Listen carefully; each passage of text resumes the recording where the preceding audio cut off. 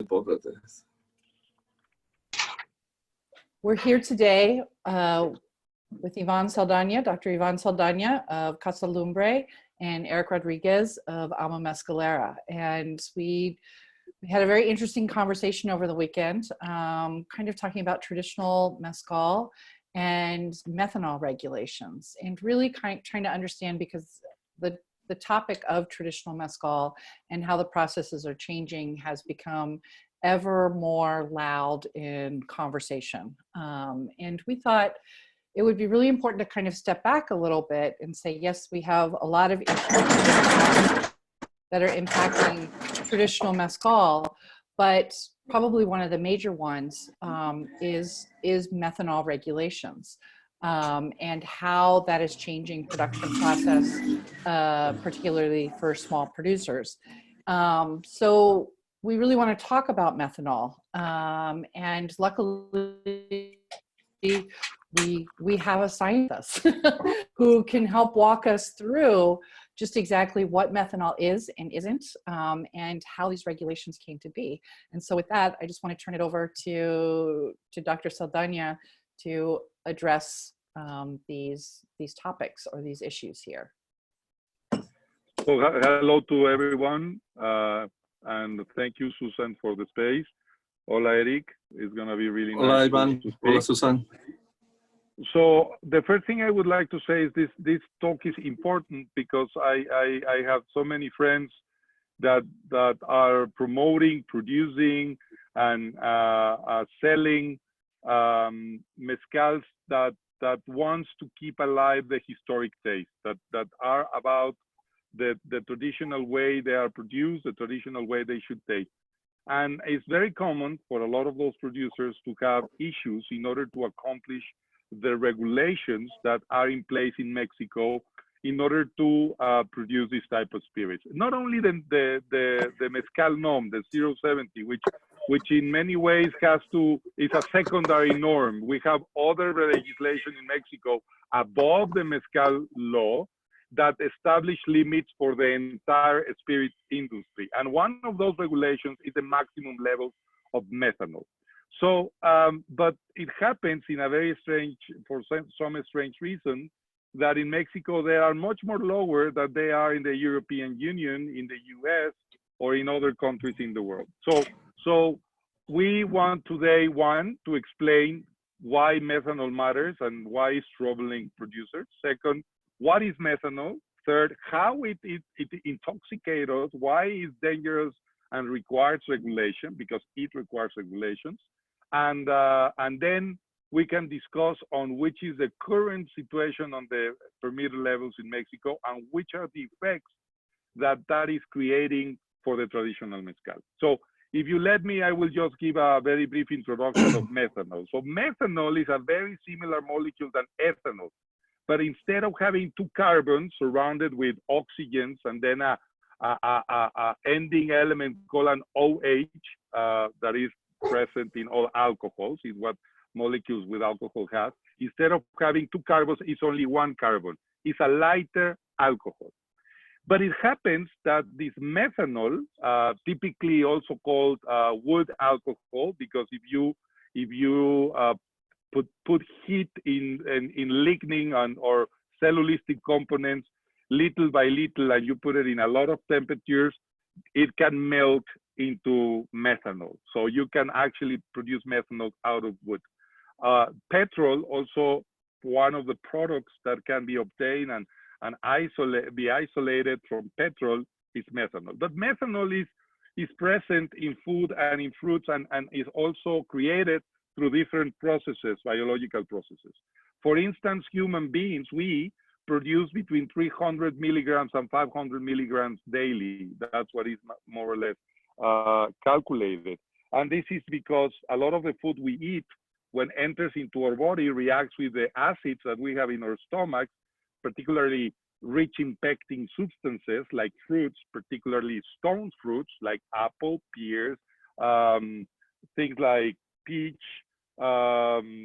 cherries, and all these things. Well, they have a lot of pectin, and we create inside us methanol. But those concentrations are typically not dangerous. How methanol damages? Well, basically, when there's methanol in the body, it will arrive into the liver through the blood, and there we have an enzyme called alcohol dehydrogenase. I don't want to make it very complicated. That enzyme is exactly the same one responsible for degrading ethanol. But because they are so similar, the alcohol dehydrogenase get confused, if you want, chemically, have a 20-to-1 affinity to methanol, and the methanol will enter into the active site of this enzyme and will produce formaldehyde. And that formaldehyde will later be transformed into formic acid. In other words, what is really toxic is not the methanol. Methanol is not toxic really, as long as it's not transformed into formic acid. But formic acid is horrendous because it will go straight into your optic nerve and can make you blind. It also can produce acidosis, which is a little bit complex, but changing the pH in the blood, changing the proportions of different components that are in that blood, and can create a lot of renal malfunctions and a lot of horrible things. People who buy not adulterated mezcal, any alcohol, where some son of a bitch, sorry for the expression, decides to put methanol in order to increase the amount of ethanol it has. Methanol is not subjected to any tax, and you could produce bottles of methanol that will taste and smell identical to ethanol. So that happens sometimes, sadly, in the black market in Mexico and in the rest of the world, and then someone buys this Bacardi or whatever brand, it doesn't matter the brand, but some alcohol that has been adulterated with petrol origin on some other origin, wood origin methanol, and then they will get incredibly intoxicated. But the amounts we will get from spirits, not like from the raw materials and the process of fermentation and all the different processes that occur from agronomical products into spirits, are normally or are never really toxic. In fact, ethanol is much more toxic than the methanol you have inside.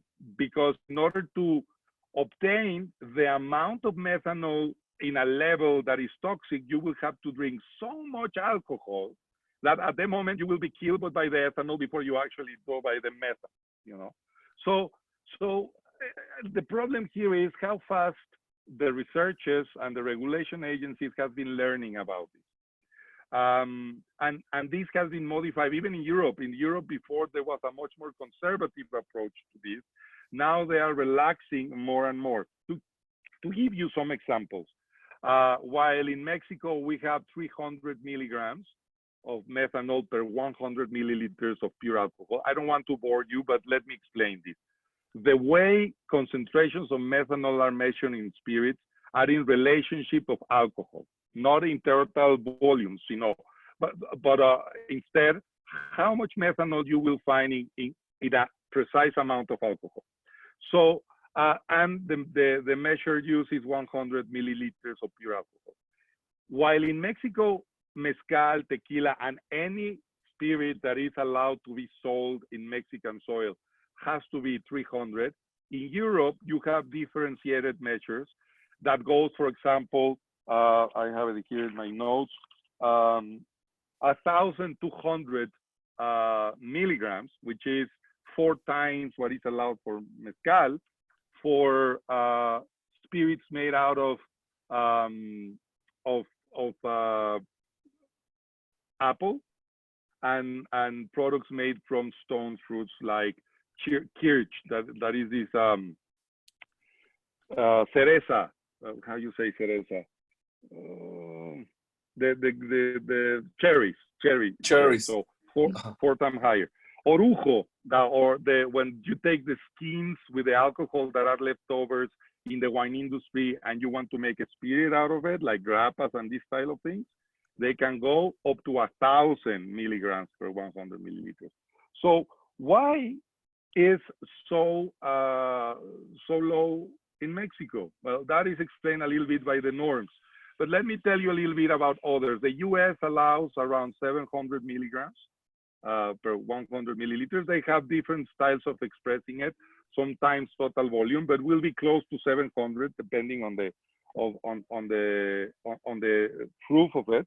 So right now, sadly, although yes, methanol is very toxic, it's very toxic when it's in proportions above 1.5, 1 gram per absorption in a day. You start to see toxicity, and they have seen that with 100 or 50 milliliters, you get killed, but pure methanol. But those concentrations just simply doesn't get produced in any spirit produced from agronomical substances. So we are right now in a very difficult situation for a lot of producers who works with agaves that are typically low in sugar, high in pectin or lignocellulose. So when you have very little sugar in your agave and you need a lot of kilos, the pectin in the plant will be present during your process. And that pectin will experience something called methylation reactions that can happen in different ways, enzymatically, heat, acidity.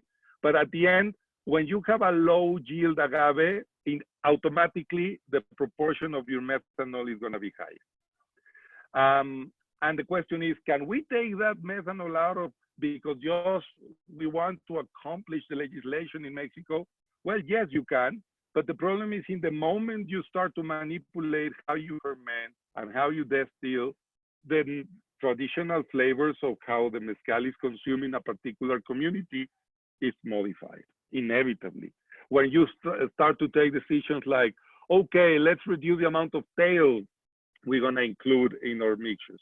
Let's not even that, let's make a third distillation, or then you modify something that is part of the heritage, the sensorial heritage that is of immense value to our products. So, but again, there's one second, they are ringing the door. Sorry. Just for you to know, if you drink 20 caballitos of mezcal, will be kind of equivalent of eating 15 apples. One person sits with 15 apples and start to eat them home. Nobody is telling people not to eat apples.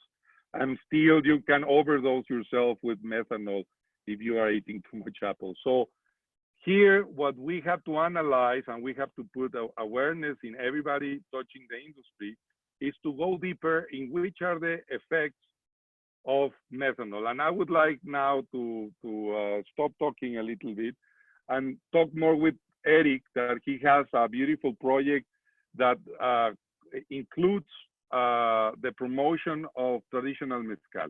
And I know others that are part right now and that have joined, like William Scallant and others, are also in the business of bringing traditional mezcal into the US and other markets. And that's why it's relevant to talk. So Erik, I don't know what you can tell us, or what are the experience questions. Thank you very much, Mezcalistas, Ivan. I'm really glad to have these kind of conversations just to clear up all the air, because all the information about traditional mezcal, it is kind of kill you if you don't have anything and some symbols, or even because the word mezcal is already stolen from our tradition, right? We start with that. So if somebody is telling you, if you don't have any labels saying it is certified, it is gonna kill you. We have that against us. We have taxes against us. I mean, and every single time we find different changes. Like recently, for example, is telling us we can't use the word mezcalero, maestro mezcalero. So every time we find something really difficult to conserve, because what we want is to conserve all these traditions. And what is funny about all this, when you tell me about how the levels of methanol, and we try to as a responsible brand, we try to understand if we can be able to kill somebody, because I have a company in Mexico, right? And it's registered. And if somebody get killed, I get in jail. I mean, and the fact to have this specific as a company, you need to be responsible. I do physical chemical tests for already quite some time, just for my own security, right? And when I doing all the research and I check all my methanol levels, if I don't change nothing, I don't even want to increase nothing, my levels of methanols are really low, extremely low. The problem, I think, what's happening is when somebody tries to produce more, and when they try to produce more, you can do a lot of different changes, because if you request something, they don't even know how the recipe is when the big volumes, because they know already the recipe, like they cook for the house, right? And now when they try to cook for a big party, they need to add an extra water. So it's when these levels probably can start changing, for my understanding right now. Let me, if I can answer a little what you're saying. The Please. First thing is, I mean, when you refer, for example, with in the case of the Mezcal, the Mezcal Regulator Council, the CRM, they have implemented this sticker they have. All of that, I mean, you have to remember that the CRM is an entity that with limited powers, first of all. Their responsibility legally is to ensure that the norm of mezcal is accomplished. I mean, they've been adding other things they would like to go for, and they would like to control more. And it's a big debate there. And I agree that some things shouldn't be so regulated and others, because at the end, I have a strong belief that things are going to be good when the people producing them are honest and decent people trying to sell what they say. But this goes beyond the CRM. Our norm started in 1986 by looking at the methanol concentrations of wine.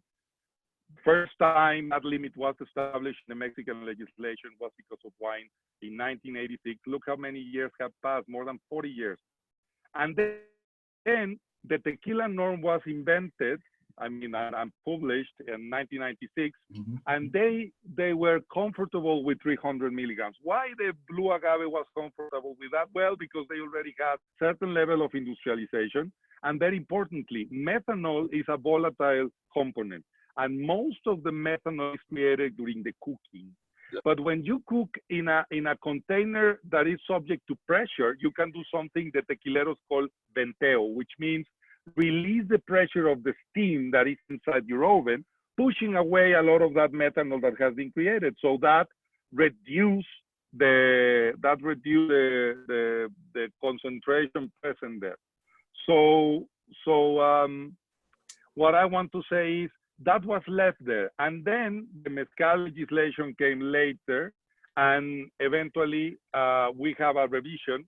But although there were things that got improved in the last revision in terms of acidity was taken away, still we have a total mess that creates an incredible unfairness to the traditional producers because methanol concentrations are wrong. And if you let me, superior alcohols as well. But I will leave at the end of this talk, I explain what's the issue with superior alcohols. That got better because they pushed it a little bit up, but still it's insufficient and it's ridiculous because other categories are, even in Mexico, allowed to have higher superior alcohol, like whiskeys, for instance.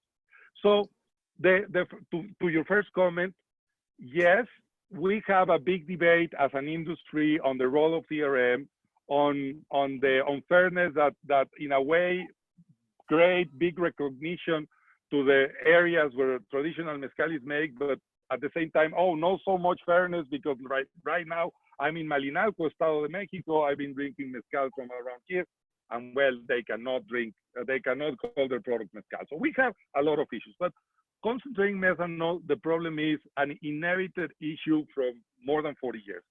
And we need to be more brave, and we need to stand to the companies that I think little by little they are recognizing as well, even the big companies. I'm part of Normex, which is a an entity that helps to develop better norms.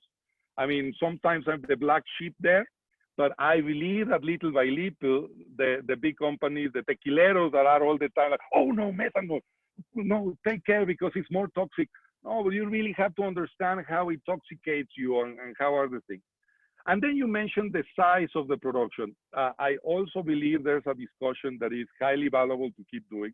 Right now we have design mezcal, and I mean, with all openness, I can say those like me who were not born from a maestro mezcalero, that we haven't lived in the middle of the cultures, we don't do traditional mezcal. We are really committed to it, make artisanal mezcal, but we will never be able to bring gusto histórico because we were not just part of that.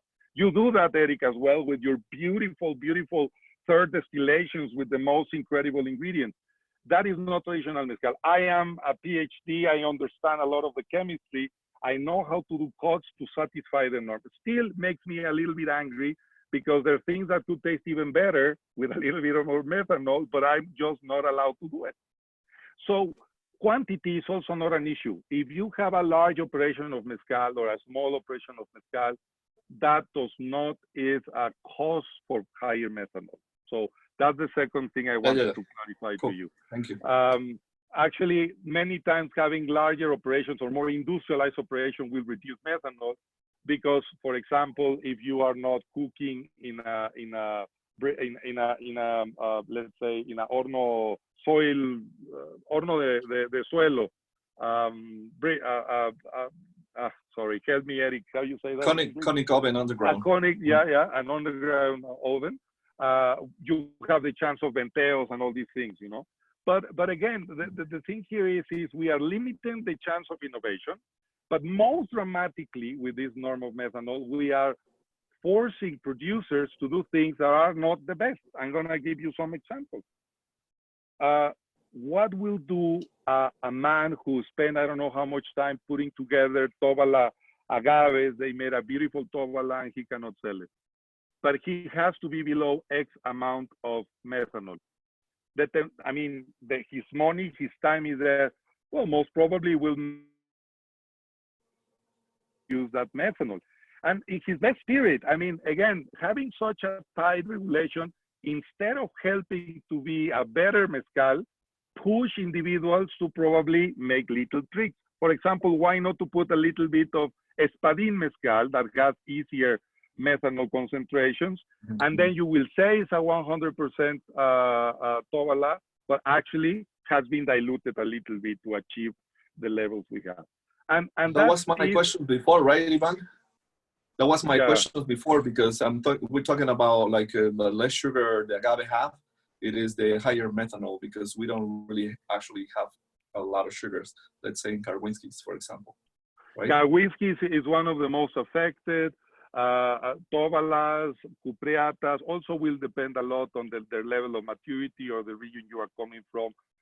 Also, it seems that agaves that are more stressed, that are from more arid environments, more harsh conditions, that can also exhibit more methanol when you produce them. So yeah, it's the type of agave. Espadín is a king. It's full of sugar. And being so much sugar means you produce a lot of mezcal from a kilogram of that plant. The more alcohol you have, well, the more diluted methanol becomes.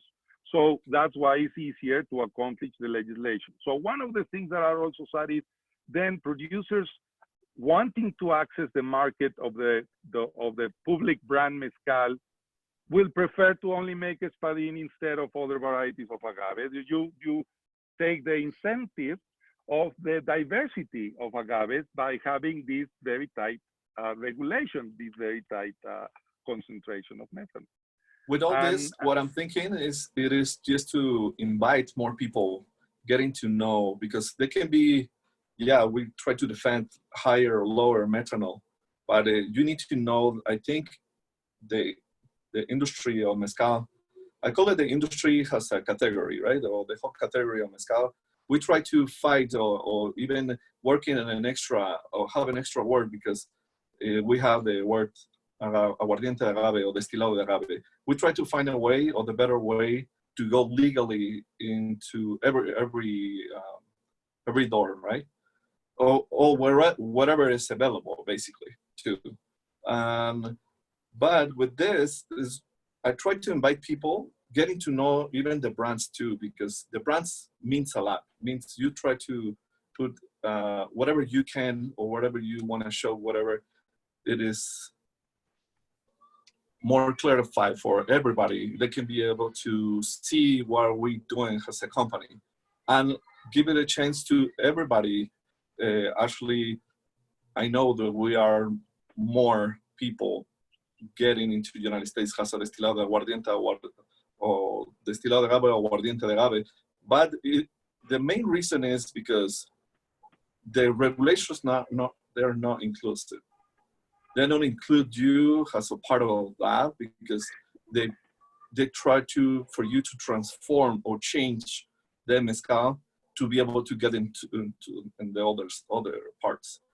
But let me tell you, I mean, I even get surprised. I'm really happy. 90% of my products pass the methanol levels. 90%, and even more. I mean, I have some Karwinskis that can be up a little bit, but means is to 450 or something like that. Means they can get into some other countries like Europe or the United States. So yeah, but not there is a Asia. door that we have. That's where we're going. Yeah. No, so a question, and this would be regarding the Asian markets, because they have a lower methanol level, and this is Luis Nino de Rivera who brings this point up. So, you know, but it's a little bit that regulation is a little bit hypocritical, you would say, because hypocritical, yeah. One of the products the Chinese and the Japanese drink the most are wine made with stone fruits. I mean, they love this, and those are full of methanol. But of course, the intake of methanol comes with less alcohol, because these are sometimes lower proof, very sweet, whatever. But they already have certain categories in which they allow for themselves for these traditional products. I mean, it's a peach and other stone fruits is a very common thing to make wine in those places. So I don't know. I think they are probably a little bit behind. Also, never forget that the alcohol dehydrogenase, this weird enzyme that we have in the liver, doesn't work the same for everybody in this world, and the Asian people have a lower capacity to process ethanol and methanol as well, in the sense that they have a lower presence of that enzyme in the liver, and that's why the typical thing that they can get a little bit, and that some of these genetical differences that we have as humans is there. I mean, I'm not saying that is a justification. I just think they just haven't changed that. They are old-fashioned, because also those that have moved forward into being more tolerant to methanol has been Europe, that has products that are relatively high or very high within the world of spirit levels of methanol. The US is 700 right now, 1,500 in Europe, the one with max. I heard for a good friend, I mean, I had a student making his thesis with me, Hendrik, who was actually focusing doing this. There's a beautiful paper I will share, so we can share with everybody. It's in Spanish, that they give a follow-up to the result of Hendrik and an anthropologist, Pepe Hernandez, that many of you may know, but he is a social scientist doing great things with tequila and mezcal. They were analyzing some of what we are discussing today, and they found that that there's a lot of change in the positive in allowing more methanol, mostly in the US, Canada, and Europe. But still, it's true, we have issues in Asia.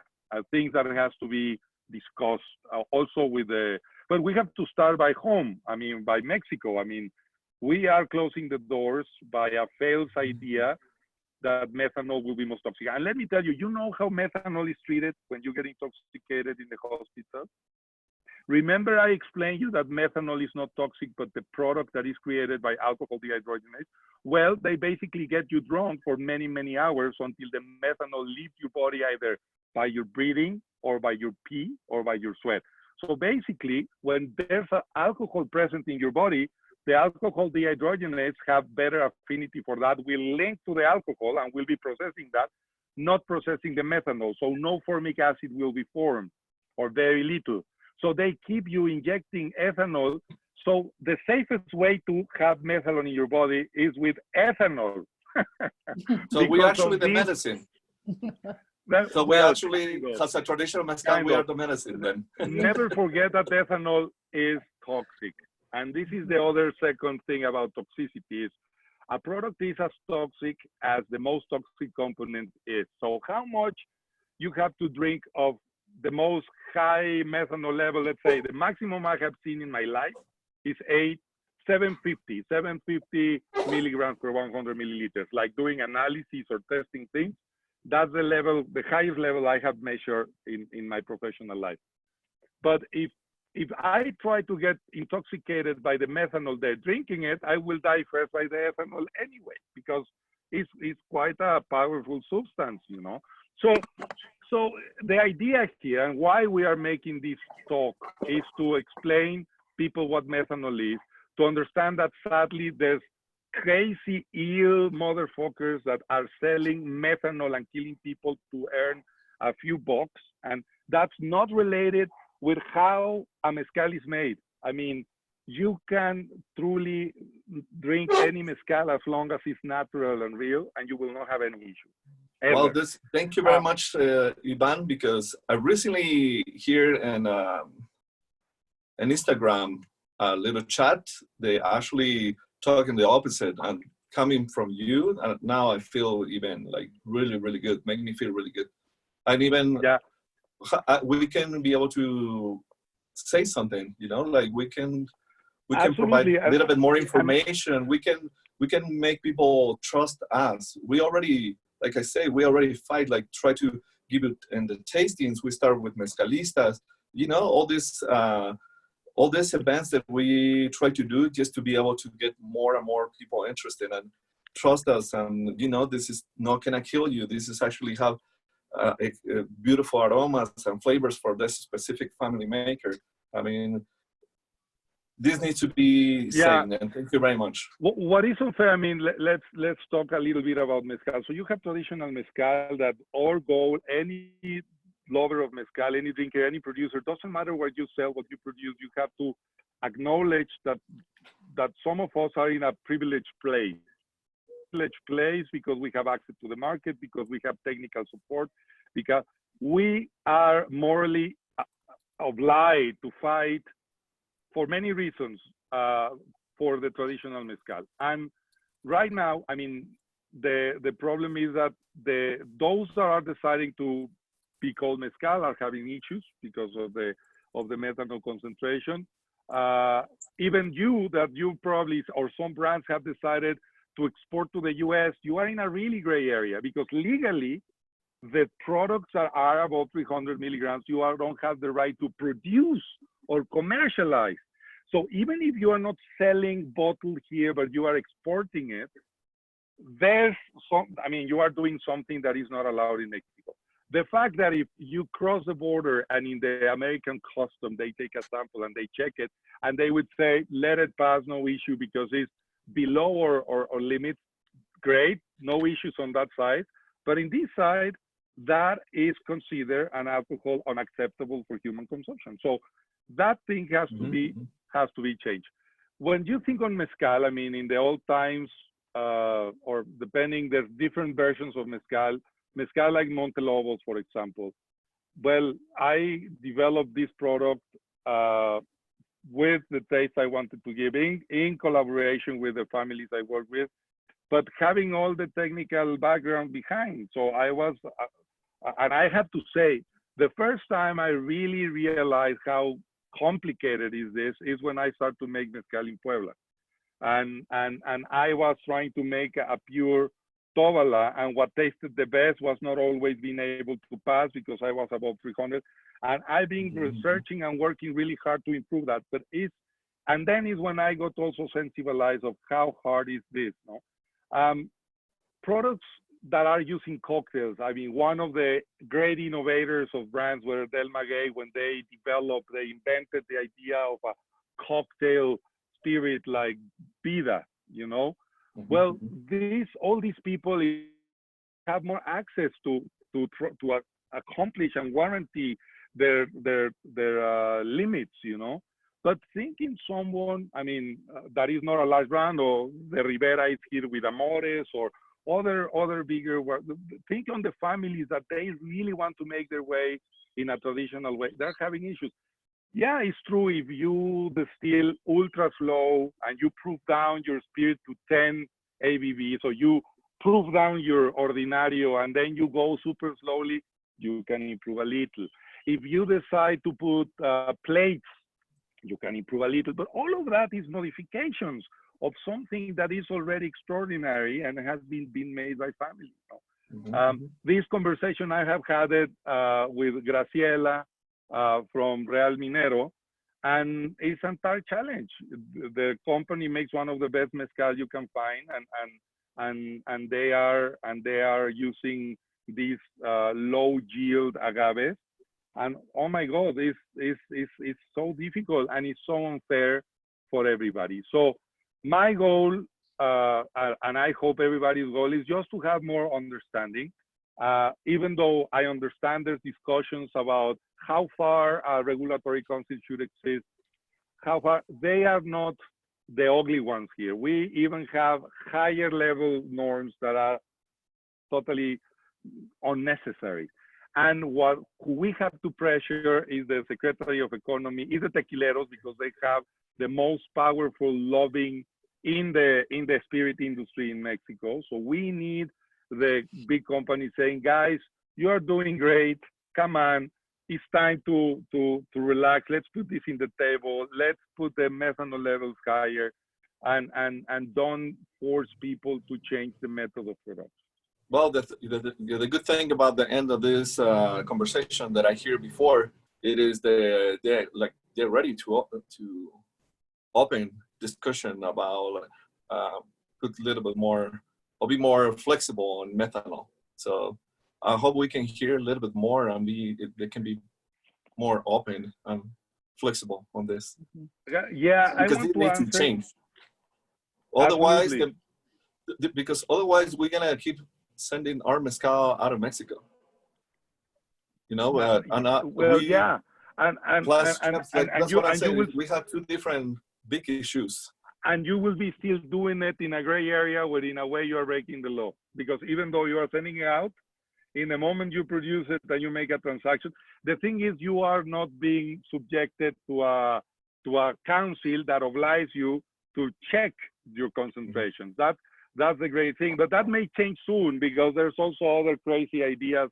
Now the norms in Mexico, everybody wants to control everything, and everybody forgets that doesn't matter how much control you can impose into an industry, a product will be always as good as the honesty of who produced it. And there's chances of people doing wrongdoing. I mean, you can try to create the most tougher regulation. At the end, is about the morality of those behind. There's some questions I'm gonna answer fast. No, methanol smells and tastes identical to ethanol, so there's no way to distinguish it sensorially. The alcohol dehydrogenase is not an hormone, it's an enzyme. It's a little protein that creates a reaction. And actually, it's a two-step reaction. You go from methanol to formaldehyde, and from formaldehyde to formic acid. In alcohol, if you would like to know how our body treats that, we first make acetaldehyde, and from that we make acetate that becomes acetic acid, basically vinegar. So I'm not saying you should drink and it's easy, because it's a very costly process to clean yourself from the alcohol you drink. And alcohol also affects, permeates through the brain, the nervous system, fucked up with your when you go to pee, the nephrons in this organ that cleans el riñón. How you say riñón in English? Sorry, the whatever. But that's why you go so many times to pee, because the charges there gets a little fucked up. So anyway, what I want to say is that that's an issue. Then there's another question. Luis Niño is asking a lot. He is asking that if in clay than copper. Well, for the fact that in mezcal we put fibers, and that fibers can get warm up. In the fibers where you have the lignocellulose and pectin component that build the methanol. So methanol is built all time long.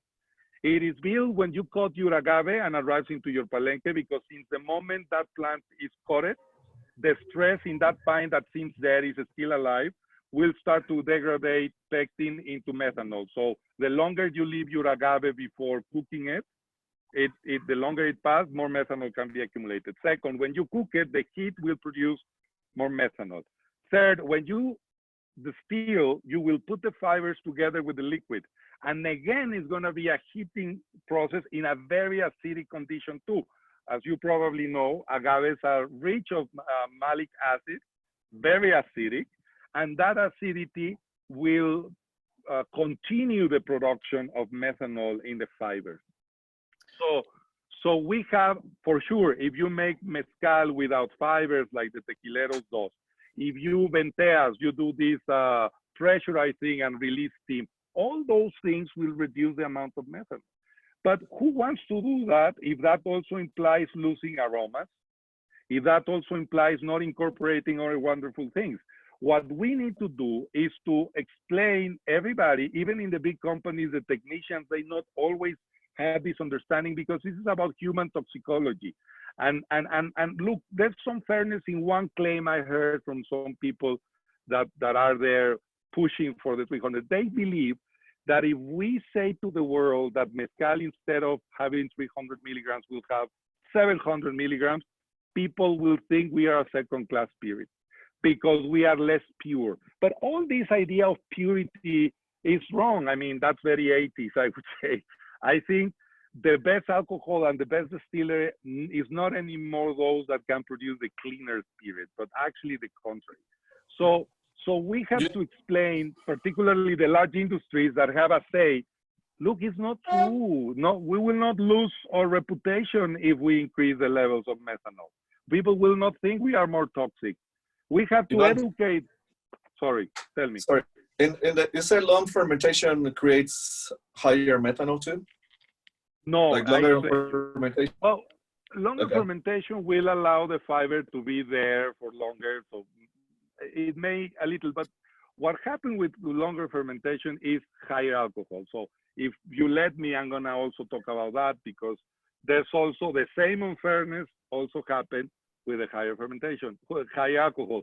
But higher alcohol are easier to take away, because higher alcohol in mezcal tend to come early with the heads, or the first part of the heads, let's say, and you can sacrifice it, or you cut that part and then you redistill it again, and you can eventually get rid of the higher alcohols. Methanol is more difficult to take, because although it's more concentrated in the tails, it's ubiquitously present along the entire cut of a mezcal.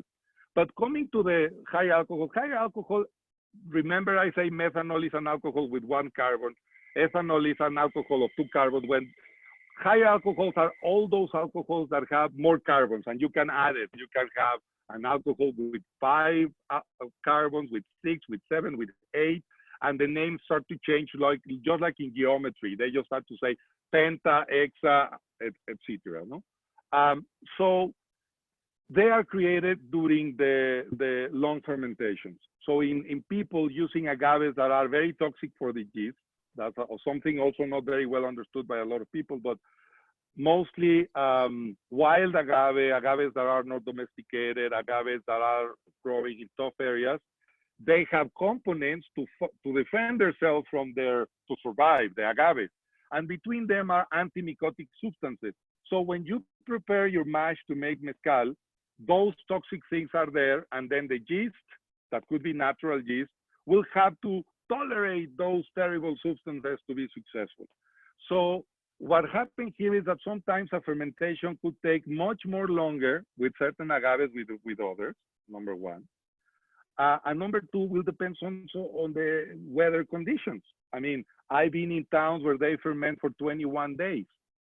And what you obtain there typically, a part of also you will have a lot of bacterial activity, so you will get a lot of this funkiness, but you will also have a lot of high alcohols. And many times those alcohols are far above of what is legal.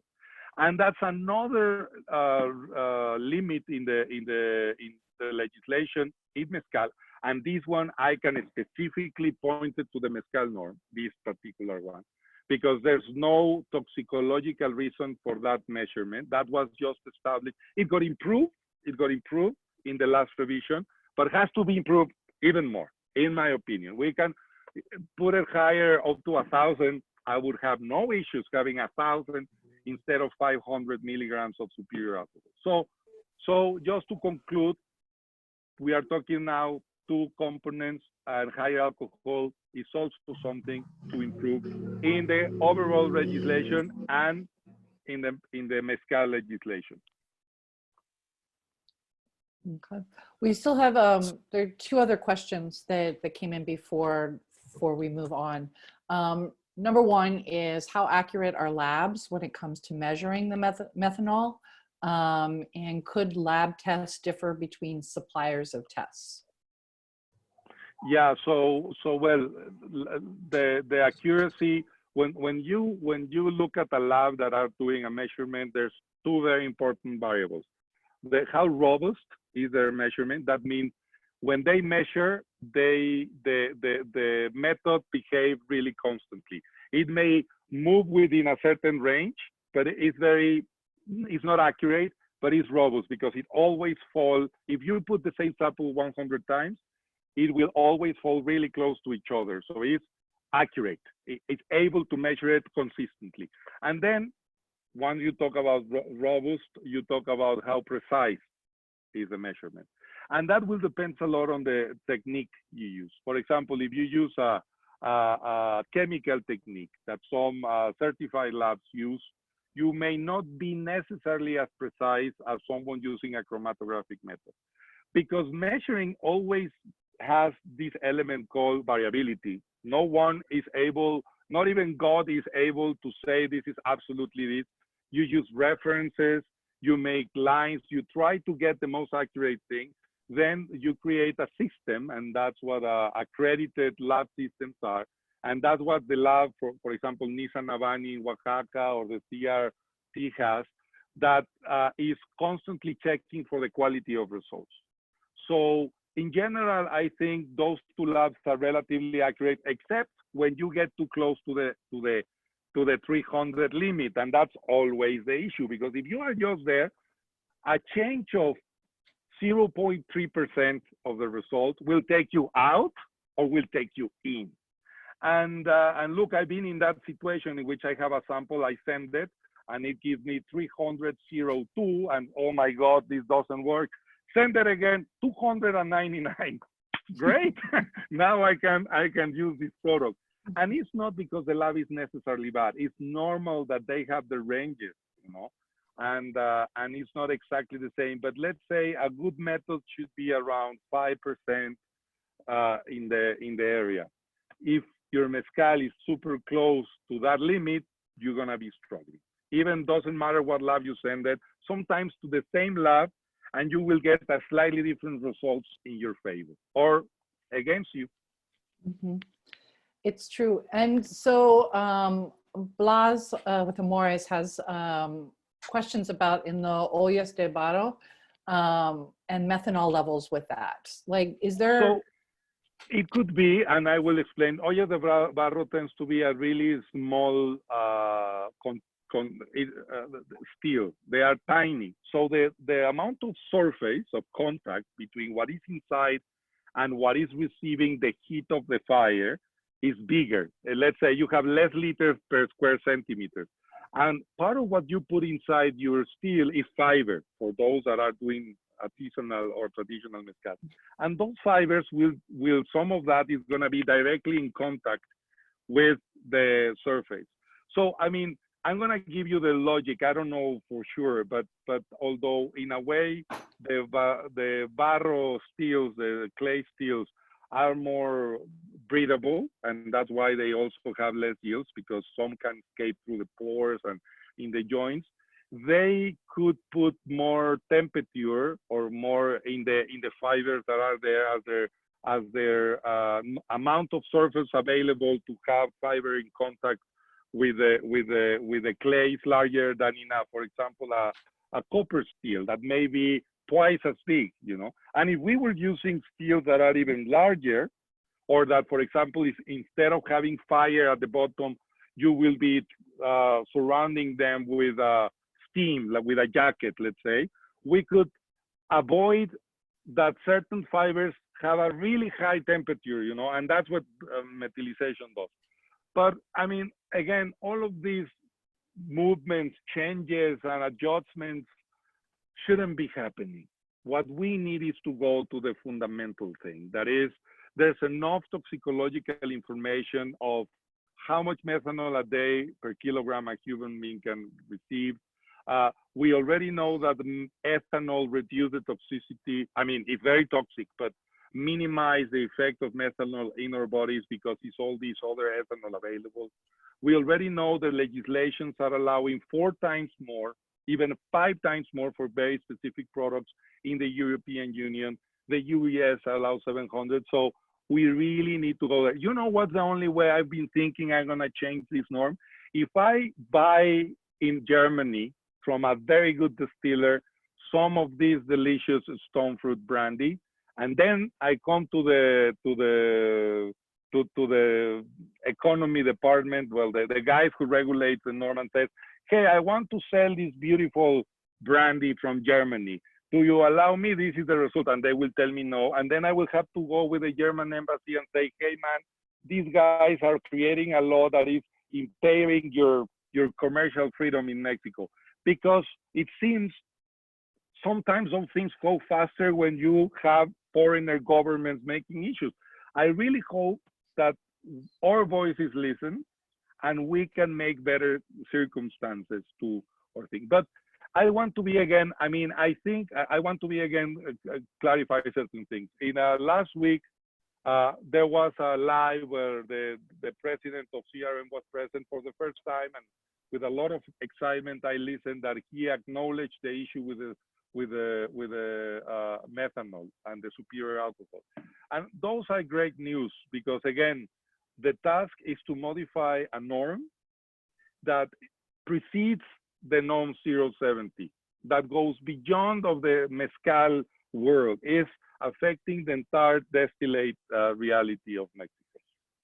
Yep. So Blas is chiming in with a bunch of technical questions. I think he's very excited to have you, the scientist, on to answer these questions. So number one, is there kind of a right temperature and flow to have the maximum separation of methanol in the distillation process? Well, there's certain things that the methanol could be better separated, but again, there's not like a law or a specific thing.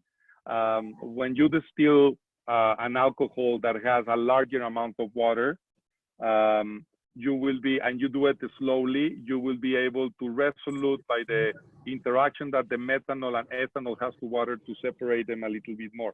So you will be able to have a much cleaner heads, the first part of the distillation, and leaving the methanol mode at the end. Also the speed of it. If you distill faster, the resolution, the separation of compounds is less because the flow is bigger, and in the craziness of the flow and in the vapor being created, you're gonna pull, you're gonna bring with you those components. So I don't know. I mean, if you are having those issues and you need a solution immediately, I will go for much more slower distillations and better hydrated. And kind of along those same lines from Blas, with your experience, do you have a sense of what is the Palenque efficiency in terms of alcohol transformation and recovering? I mean, I don't know if I'm getting that. Well, the efficiency is typically related of how much raw material you use.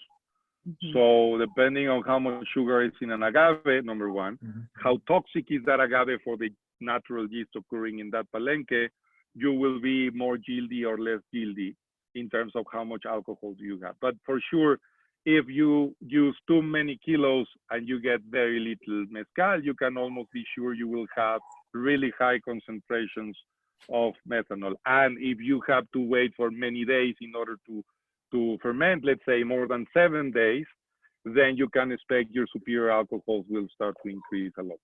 Yeah. If that's useful for the viewers. Okay. And then a final. And then if you do a pechuga like Erik knows to do as a pro, then you will have the opportunity to get rid of more methanol because it will normally stay in the last fraction. So the very end of it that you many times you prefer not to put in your pechuga. So also extra distillations could help. Yeah. And I think the last of the technical questions and then 2 other questions, but what probably is the concentration of methanol between process with or without the agave fibers? So do you? I mean, normally incorporating the fibers will give rise to more methanol, and that has been particularly seen in the tequila world with the producers that likes to incorporate the fibers versus those that prefer they're using roller mills or other ways of extracting the sugars, where they take it away since the beginning. Yeah. And then, just kind of looking at the impact of changing any of these regulations, do you think it would modify the portfolio of brands that are certified by the CRM, either by type or number? Do you have a sense?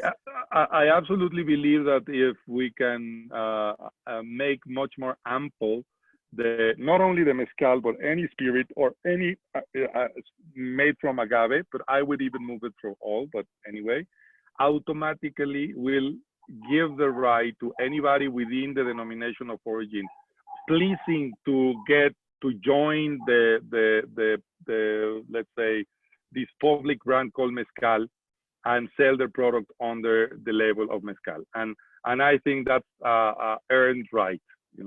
Today we are not discussing denomination of origin regions. I have my own position that some of you may know from other things.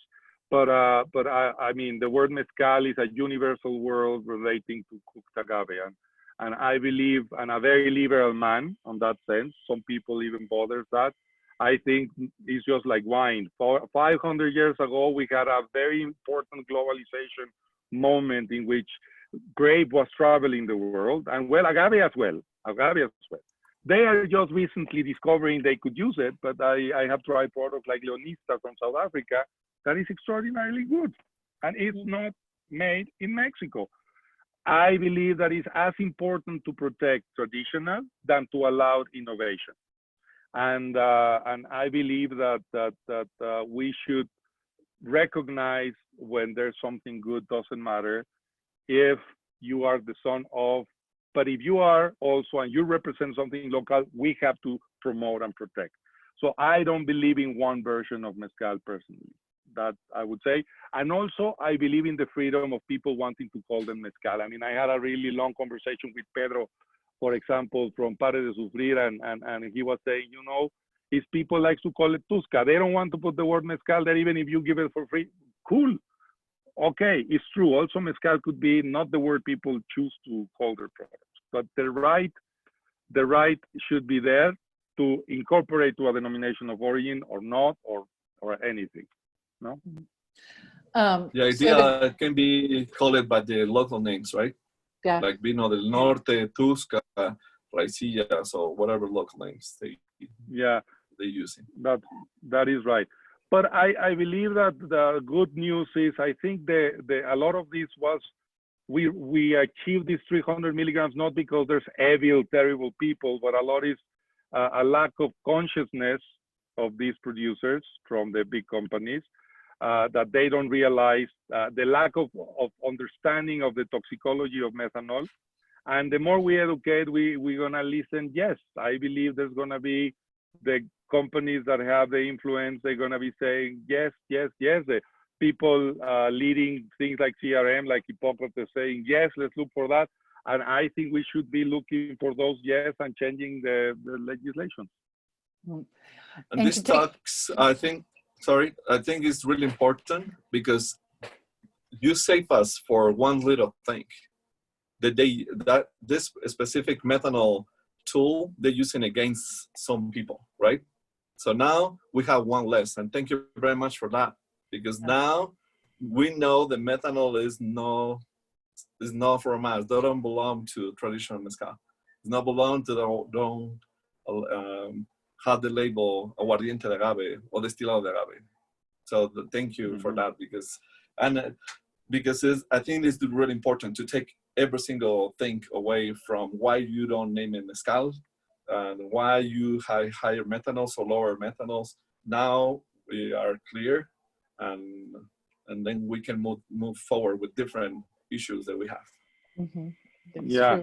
True. So I don't know. Well, it's not soon that there's going to be a evaluation on that, but I think, I mean, I'm going to be trying to join forces, and anybody who's listening here, mezcal brands, maybe when the COVID is over in a few weeks, we can start talking about how we can come with a positive, constructive thing that can join together all the people that share this vision, so we can start moving a more fair limit for methanol, and why not also superior alcohols. No?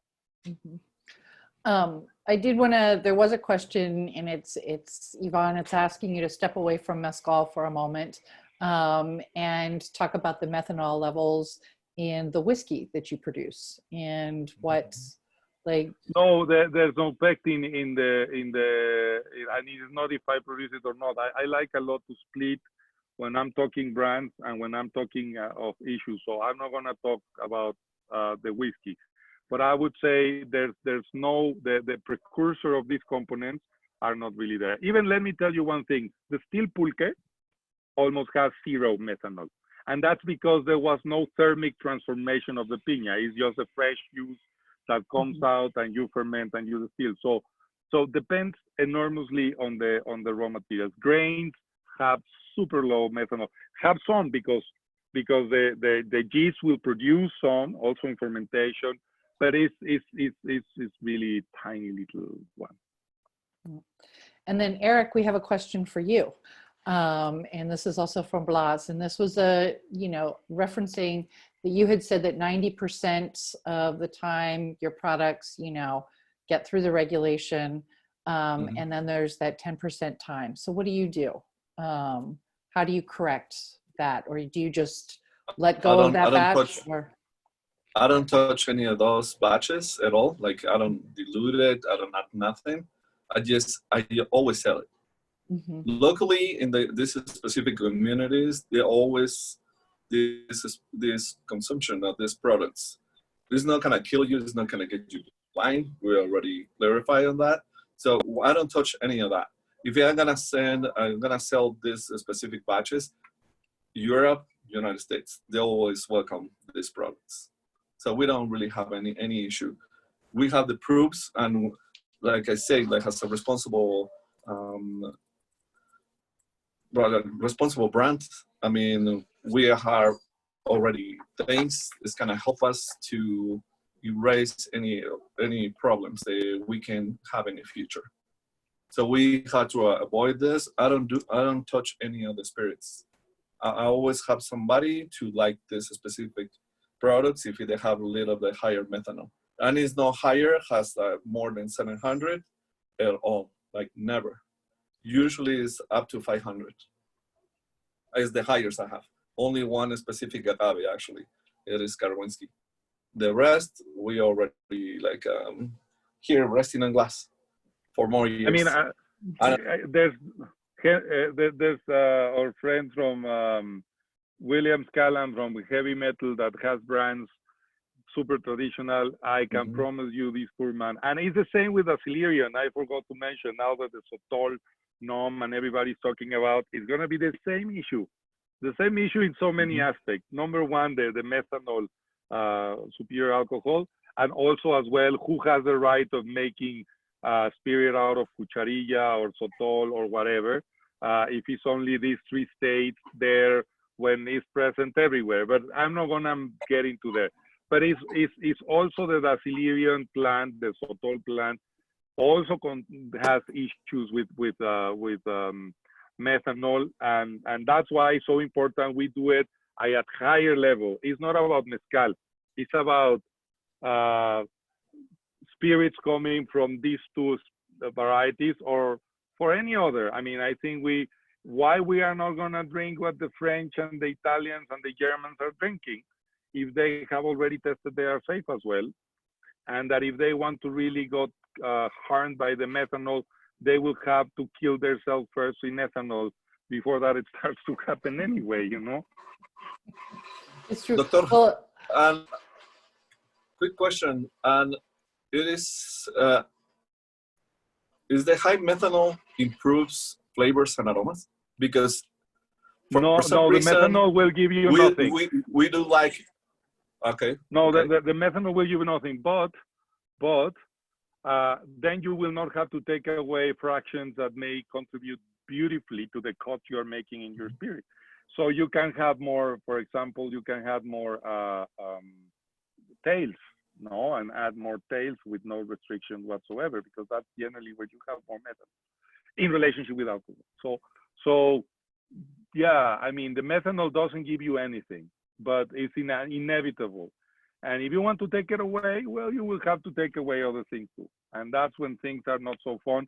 When we acknowledge that flavor is a patrimony, is truly something related of, I mean, it's essential in our culture. It's an abstract patrimony, but it's real. I mean, it's and it's important to keep it alive. If we modify for technical reasons to make a better product, which is not clear why it's better, then we are not allowing things to be as we would like them to be. That's the thing. Just on a side note, yeah. Oh, sorry, go ahead, Erik, go ahead. Now, I have another question. I know some people from the same region that I work in, Oaxaca. They put a lot of batches together and homogenize with water. So is that help them to load the methanol? Well, look, for example, by my choice in the mezcal brand I have, since early times, because it's something I like flavor-wise, it's adjusted with water. I make a 62% cut, and then I proof it down with water. But in a lot of communities traditionally used to use tails, either because it's the historic taste, also sometimes because access to absolute clean water is much nicer to add your tails than whatever water if you don't have access to very clean, free of flavor water. So that's another reason why they sometimes do it. But so I don't know exactly with your producers, but what is true is that avoiding the use of tails will reduce overall methanol content. That's for sure. So you will typically have less methanol in those that are proofing down using water instead of using tails. Okay. I don't think it's necessarily better a mezcal proof down with water. What we tails, that depends the producer. I'm just saying that methanol will be there. But for sure, those flavors concentrated in your tails will not be present. You will not have the chance to put it, and that's not cool. I think freedom is a cool thing here. I was going to say on a side note, Ron Cooper sent me a note to say that you would have to drink at least 38 750 milliliter bottles of mezcal to be poisoned by a normal methanol. So be killed. Be poisoned, you will be poisoned a little bit earlier, but be killed before the methanol. You will be already there by the ethanol, but Ron is right. Yeah, I'm like, that would be one hell of a party. And he also mentioned that there was a 6-month study by the CRM of methanol, that according to the study, it showed that it was an important flavor component. So. Oh, okay. I don't know. I don't know So about it. we'll try and get the link to that study. But I mean, it's a component that points that is authentic, because there's no mezcal without methanol because it's naturally there. But I'm not sure it's so it's a intrinsic component in mezcal, but I'm not sure it's because of flavor. But I don't know. Okay. okay. I didn't know I have if a question anybody. for you too, Susan. Oh yeah. I know you help us to put all this industry together, or the category of mezcal together. Do you see any problems to some other brands to have problems because of methanol? Do I see brands having methanol problems? Yeah, like the ones that you always invite to this Mezcalista and Mexico on the Bottle events. Are you talking about smaller brands in particular? I mean, I don't know. I will say that I have spent a good amount of time traveling in very remote areas in Mexico, in Oaxaca, drinking mezcal that is not certified, that is coming fresh off the still, and I have not gone blind, and I haven't had any issues. I have not been concerned about any methanol levels for smaller producers that are coming to Mexico in a bottle. Honestly, it's just never been anything that I've had to think about.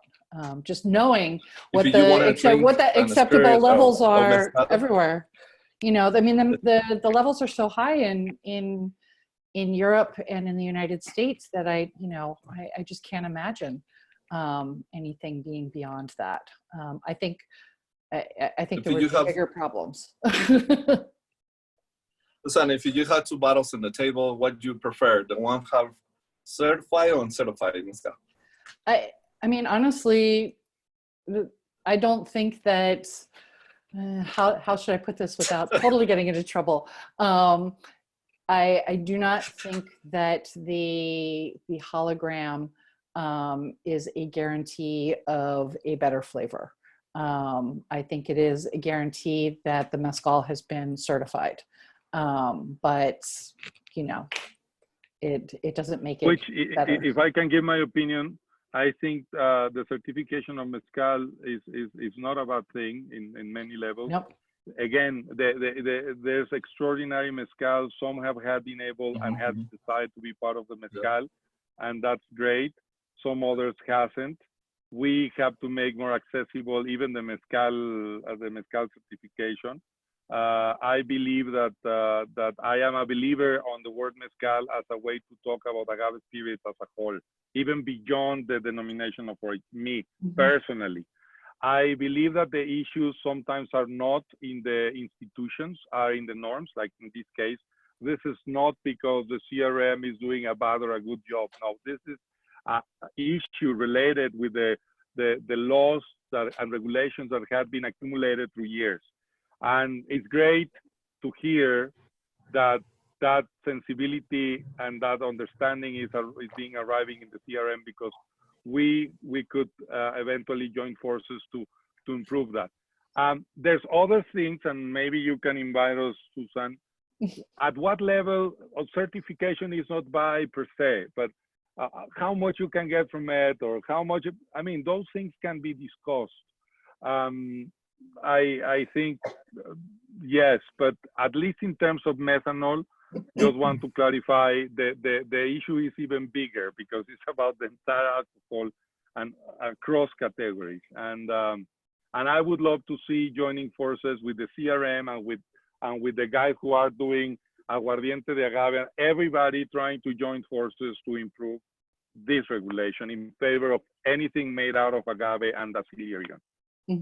Do you think that, I mean, do you have in your mind like what the high end of the level could be for agave spirits for methanol? Or well, I would go up to 1,000, but if people leave too much, because with all honesty, I have never seen something above 700, unless we start to bottle tails of pure tails, maybe. But still, people, not even historic tastes, have a crave for pure tails. But 700 is quite reasonable. And I And have will a be question aligned with for the both. US. I have a question for both. You think certified CRM mezcal is a guarantee of quality?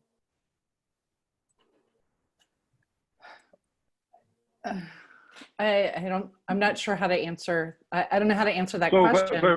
first, quality has to be interpreted in different ways. Mm-hmm. So if quality is a standard, well, they have to pass certain standards that are made in good faith, because nothing is going to be good if it's not in good faith.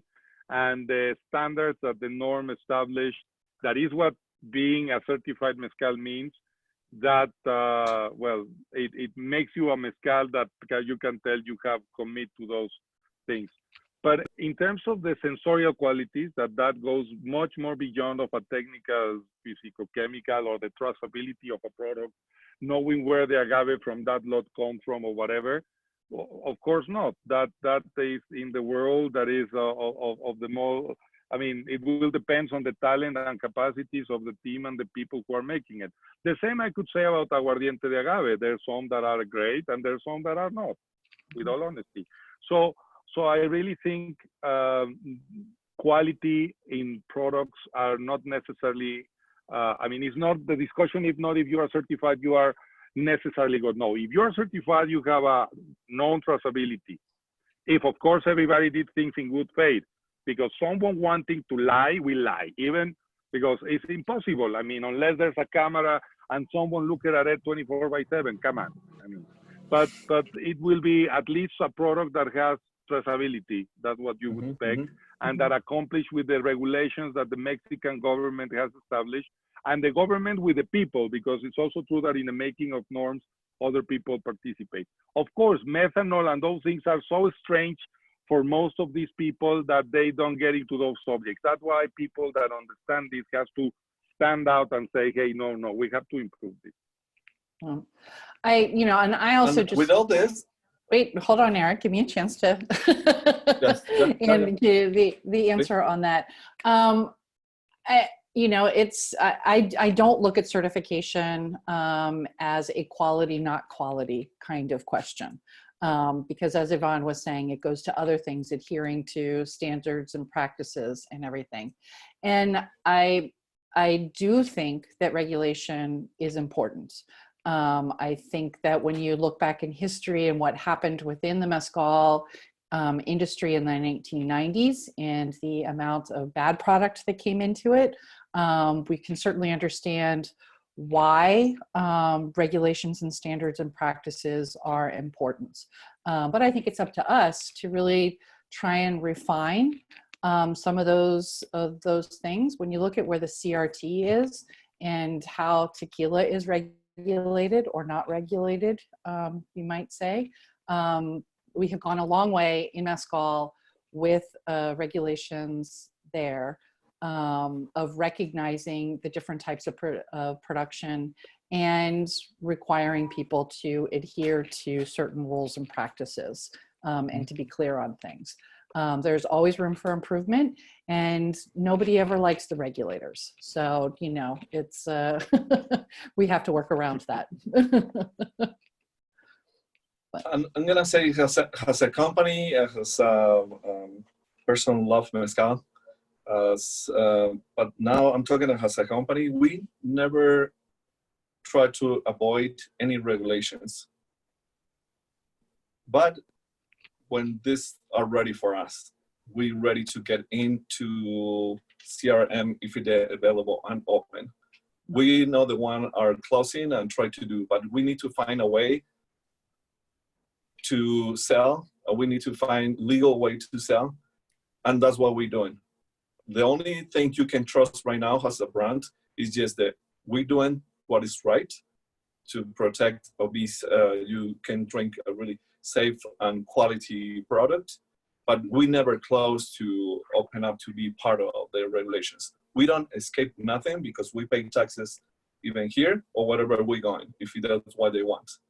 But for regulations, they need to be, I think, micro regions, and every single state can have their own team, can be able to understand a lot of CRMs on every state. But this team need to do a real research, what they do in every single community, every single family maker, every single detail. They can get involved. Don't be aggressive to this tradition. You need to go through the tradition, not change the tradition. So that way we can be part of that. But since now, what we're doing, try to do what is right for now. But I think that it's really important that we don't avoid nothing. We don't avoid to be part of the regulations. But it is nothing to fit what we have. Mm-hmm. Mm-hmm. I think that's a good point. Before we wrap it up, there was one clarification question for you, Ivan, and that was about the tails and how methanol ends up in the tails.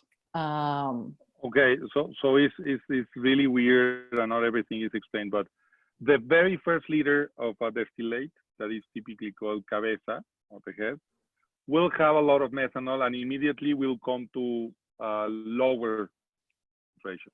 As I said, methanol is expressed as milligrams in a fixed amount of ethanol.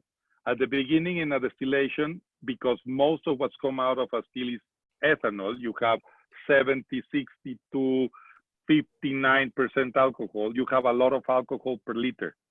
So in reality, methanol appears almost equally along the entire distillation process.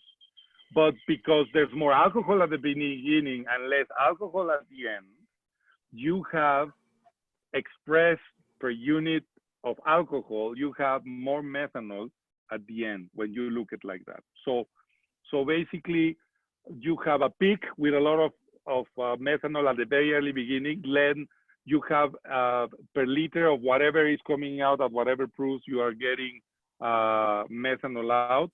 And in the tails, it's really strange, but in the tails you have a lot of methanol considering how much volatile substances you are taking out, because there's a lot of water, not so much alcohol, but a lot of methanol in the proportion, you know?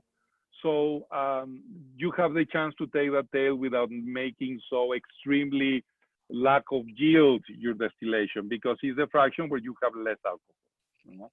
So that's why it's confusing, because in other spirit with low concentration of methanol, it tends to come just at the beginning and then there's no much coming out of the still. That it becomes like ultra minimum, you know? But in mezcal and tequila, the methanol is coming through the entire process of distillation, and you can get important part in the last third of the distillation in the tail, let's say. I mean, very technical, sorry. This was supposed most to make all of us conscious of what methanol is. Eventually, I could answer those questions if you want. Just send me a message. If we have a mezcal, it is only created by hearts. That means the middle part. And that's the first release that we did into the United States is from San Luis Potosí. We cut all the heads, all the tails, and basically we concentrate all the hearts and become only 100 and 110 of methanol. Yeah. They have a big reason. I mean, we lost a lot. But we get into really low, extremely low methanol. Very good. Hello. Yep. Well, I would like to thank you both for taking the time. I have often said, Ivan, that I wish I had had you as a professor in college when I was struggling through Big compliment. some of Thank you these very much. topics. It would have been enormously helpful, and so I greatly appreciate the science that you bring to this and your ability to clearly explain it. And Erik, also thank you so much for No, thank you. for being able to address some of the questions or bring some of the questions that traditional producers might have when it comes to methanol. So it's been great, and I thank everybody in the audience for joining us. We will have a recording of this talk. I'll get it out and we'll post it on our Facebook page, as well as probably next week on the Mezcalistas website. We're in the middle of a website redesign that hopefully will launch next week. So we've been slow on getting things on the website itself. Also, I do want to say to everybody, please join us for our Conversations on Agave on Monday at 5:30 p.m. Pacific. We're going to be talking to Salvador Chavez of La Luna Mezcal, and we're diving deep into the subject of fermentation, and specifically cheese and mezcal. So we'll be talking cotija and flavors and all of that. And you can register through our Facebook page or through the website, Mezcalistas. There's a link to it. So again, thank you. Thank you so much. Thank you, guys. Goodbye. And yes, and Bye. I hope everybody has a good day. Everybody's welcome here in Mexico City. Okay. Thank you. Bye. Bye. Adiós. Hasta luego. Gracias, doctor.